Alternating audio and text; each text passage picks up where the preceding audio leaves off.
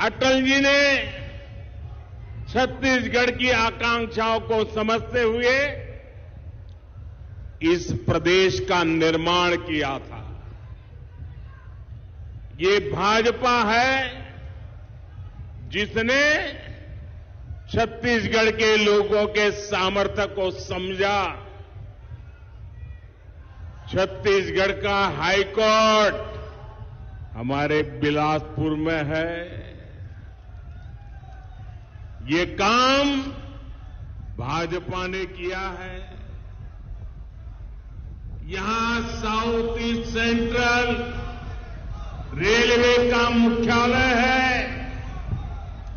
ये राजस्व की दृष्टि से भारत के सबसे बड़े रेलवे जोन में से एक है। इसकी स्थापना भी अटल जी की सरकार के दौरान हुई थी।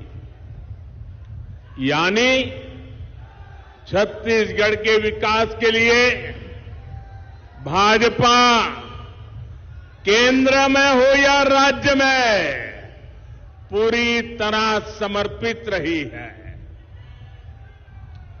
आज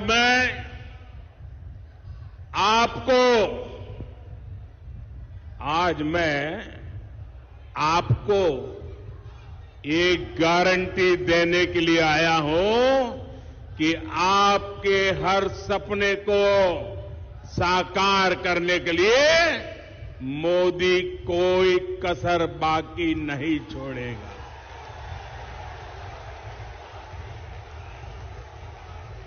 छत्तीसगढ़ के मेरे भाई बहन, छत्तीसगढ़ के मेरे भाई बहन, आप लिख लीजिए,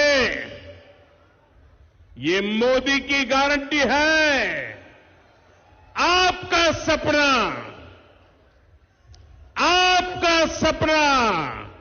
अब मोदी का संकल्प है।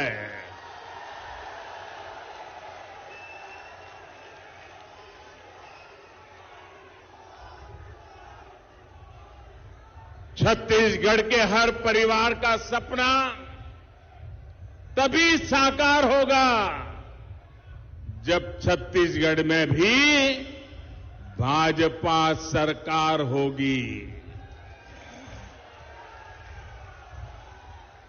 दिल्ली से मैं जितनी कोशिश करूं, यहां की कांग्रेस सरकार उसको फेल करने में जुटी रहती है।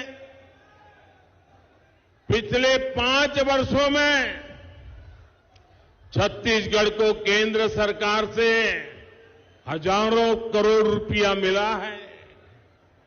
यहां सड़क हो, रेल हो, बिजली हो, दूसरे ऐसे अनेक विकास के काम हो, हमने छत्तीसगढ़ के लिए, आपके लिए पैसे की कोई कमी नहीं रखी।